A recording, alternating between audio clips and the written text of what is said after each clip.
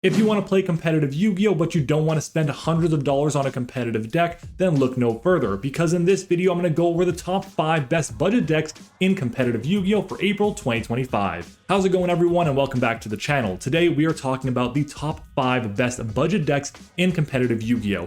Now I know things are looking a little bit different right now. This is not my normal studio, and that's because I've moved. I bought a house, I'm doing adult things, that's really awesome, and I have a brand new setup now, and I'm just trying to figure out what I want to do with it. So I'm going to try the standing up situation, I'm going to try my mic and my camera over there and just directly in front of me, but for the time being, we're going to give this a shot. That being said, if you guys have any suggestions for it, let me know down in the comments, but we'll just go ahead and get right started. So budget decks are in a great position right now. There are a ton of amazing strategies that you can pick up for less than $100, including some structured deck strategies, and honestly, those are like some of the best options available. That being said, you do usually want to add in a couple of non-engine cards or cards that don't come in these structure decks to make them as powerful as they could be. Now I really don't want to go over that $100 barrier, because if you're a new player just getting into the game or a budget player, then you haven't really decided if you want to spend as much capital on Yu-Gi-Oh as a hobby. At $100 you can get a phenomenal deck with a ton of great non-engine pieces that can then be used and moved from one deck and brought over to another, which allow you to make your future decks even cheaper. So if you're excited for the video, then make sure to smash the like button and of course subscribe to the channel if you haven't already. But with that being said, here are the top 5 best budget decks in competitive Yu-Gi-Oh in April 2025. Starting off at number 5, I want to talk about Millenium Exodia. Now if you guys have been playing Master Duel, you know that this deck has been everywhere and it's been performing very well when combined with other strategies. But in the TCG, it's pretty much being played as a pure deck with all the Millenium cards, and it's able to OTK extremely easily. Going first, it's able to set up Secret Village of the Spellcaster with the big level 10 Exodia Fusion monster, which is a spell trap negate, and also able to just boost its attack points pretty high. And they also end on Exhaust Fires of Rage, which is going to be the card that destroys all cards your opponent controls. Now in some matchups that can really suck, but in others it can completely end their turn. And then you compare that with a bunch of other amazing hand traps and interruptions. It can also play Dimension Shifter, which a lot of other strategies can't in the format today, and of course it has a room for a bunch of other really solid board breakers as well, because what they want to do is able to OTK the opponent. So if you set up a really powerful monster, they can just summon a kaiju over it and then just go for game that way. The deck isn't perfect by any means. I mean, they have to play the 5 pieces of Exodia in their main deck, which can destroy their consistency, but either way, you're still able to set up a really powerful board going first, and going second, if you draw the right non-engine, you can easily OTK with a single big punch from your massive Exodia monsters. Now, if the main game plan of OTKing with the big Exodia Fusion monster doesn't actually happen, that's completely fine. The deck does have a contingency plan. All the Millenium monsters that put themselves into the spell and trap zone summon themselves out, which can be really cool to use as link material to create really powerful end boards. And if you can't find Millenium Ankh, that's completely fine, because the deck has so many massive attack monsters that can still just beat over the opponent and whittle down their resources. The deck is a really solid strategy. It's not going to be the most meta-defining deck in the format, and it's not going to be the best deck on this list, but it's a strategy I think is super underrated, really straightforward and linear, and can just OTK out of nowhere. If you're matched up against someone who doesn't really know the ins and outs of the Exodia deck, then you're going to be in a great position to win the game, because the deck has so much more going for it than just OTKing with a big Exodia monster. Now Millenium Exodia is fun and all, but it's not as good as our number 4 best deck, which is going to be Crystron. Now, Crystron is a strategy that was already pretty budget, but it got even more budget thanks to Maze of the Master reprinting the most expensive cards in the set, being Crystron, Quarian Gandrax. Honestly, this deck is pretty much like one of the most cheap and low-cost decks in the entire format, especially considering it actually has meta success. You can pair this deck with the Kashtira cards to be able to create Kashtira Crystron, and yes, Fenrir is a little bit more expensive, but it really does add a lot to the strategy to be able to create Dracosac tokens, which are level 3s to go into Cherubini to be able to then send to grave your copy of something like a Smiger to be able to get your plays going. The deck's able to utilize one of the best non-engine pieces in the game, being Forbidden Droplet. The card is phenomenal in this strategy because all of its main playmakers are at their best when they're in the graveyard, which is great. On top of that, Crystron Tristaros is phenomenal. It is the way the deck plays around Nibiru, because one of the most common plays is going to be to leave a copy of Crystron Tristaros on your side of the field, and then if they nib you, you can use the effect of Tristaros to summon out a level 5 monster, and then you can synchro summon into Samurai Destroyer, which if it leaves the field by the opponent's card, which would happen with Nibiru, can summon back a machine monster, and you can continue your plays that way.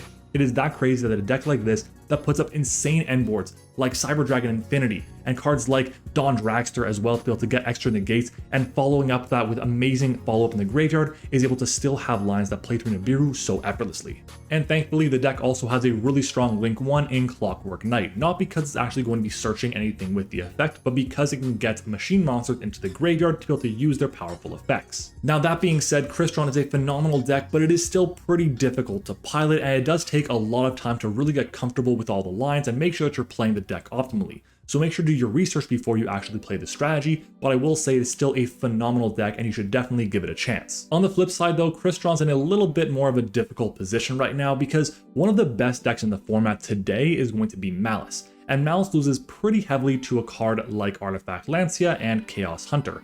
And it just so happens that Crystron is pretty weak to those cards as well because they want to banish a lot of their resources from the graveyard to trigger their powerful effects. I also really like this strategy for budget players because I don't think there's a single card that's actually on the radar to be hit on the ban list. So if you invest in the strategy, you're probably not going to be hit on the ban list anytime soon. Now before I move to number 3, in my opinion, these top 3 budget decks are definitely a tier above the other ones I've mentioned so far. At number 3, we have my personal favorite deck right now, which is Fire King. Pure Fire King is so much fun. It's the deck that I've been piloting on and off since the structure deck came out about a year and a half ago. That being said, it's the deck that I also play right now at locals when I'm not actually using my budget challenge Blue Eyes deck. That being said though, the deck has actually undergone quite a bit of a transformation. The first iteration of the deck when the structure deck came out was really good because we had access to original Sinful Spoils to be able to easily access Ponics, but that's not really the case anymore. Then it evolved. When we got Promethean Princess and Snake Eye Poplar, the deck became even better, and we got Deception of the Sinful Spoils as well to help us search out cards to get us access to OSS even easier.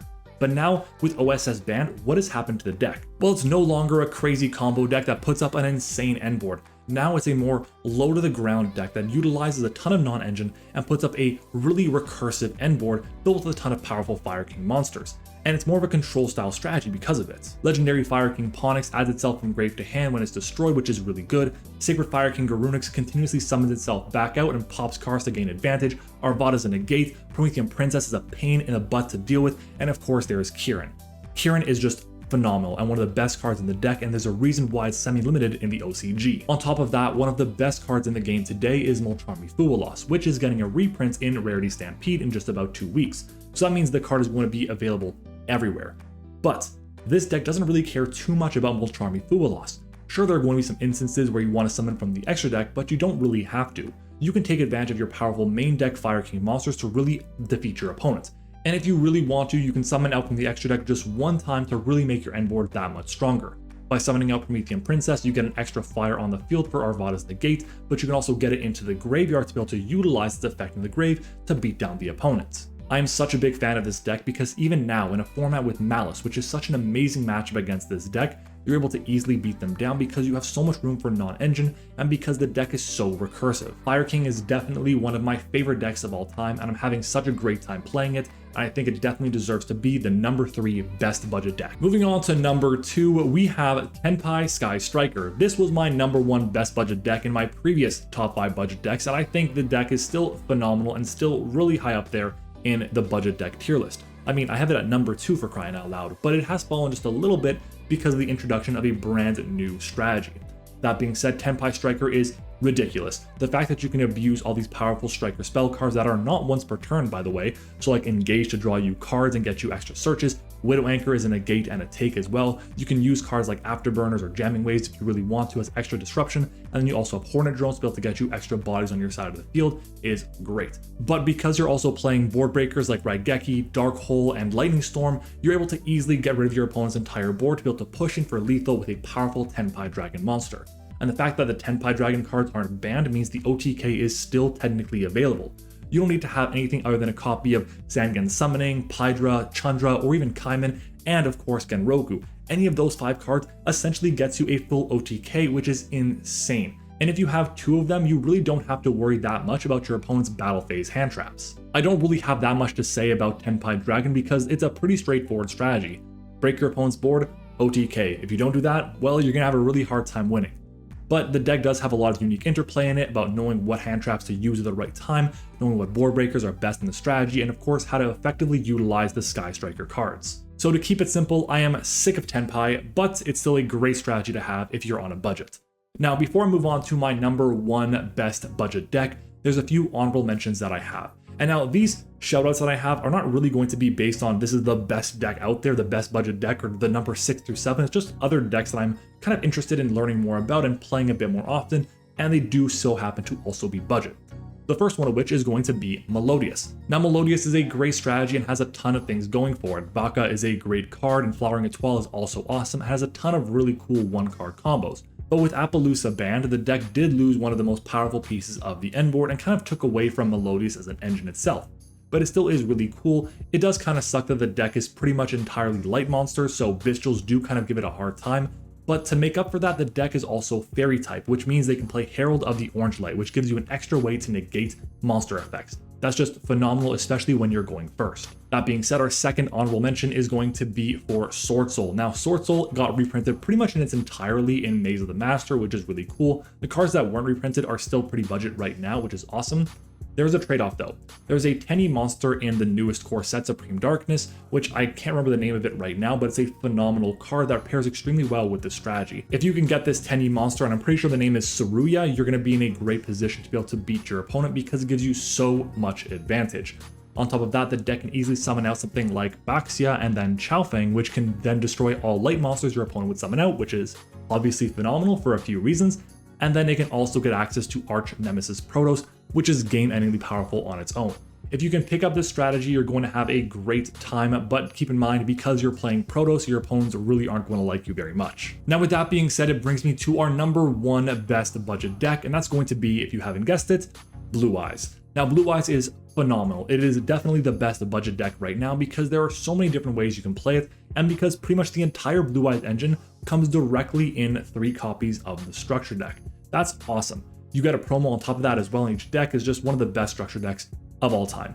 If you want to improve the deck though, there's a few ways you can go about it. You can go ahead and get your better hand traps, which are going to be pretty inexpensive, especially with the Fuwalos reprint coming out soon, and you probably want to pick up copies of something like Crimson Dragon, which is going to allow you to get a more powerful end board.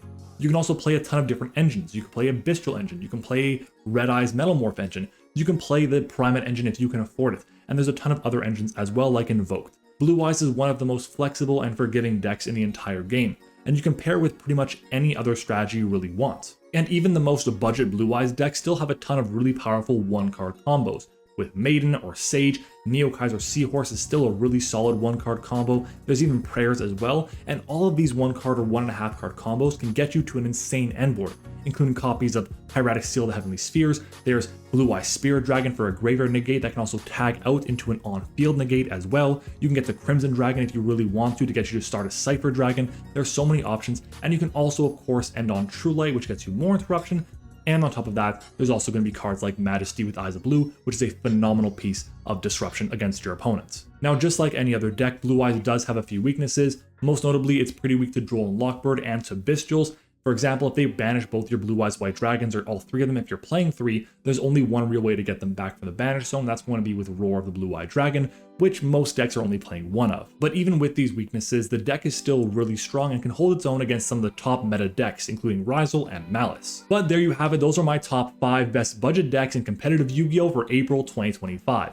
Let me know if you enjoyed the video by leaving a like on the video and commenting down below. And also let me know what you guys thought of the standing up situation for this video. I feel kind of weird. I want to like move around a bit more, but I don't know if I should, or should I just be sitting down and have my camera kind of just focus on me directly? Let me know down in the comments. Thank you for watching the video. Any suggestions are always appreciated. Subscribe to the channel if you haven't already. But with that being said, I will see you all next time.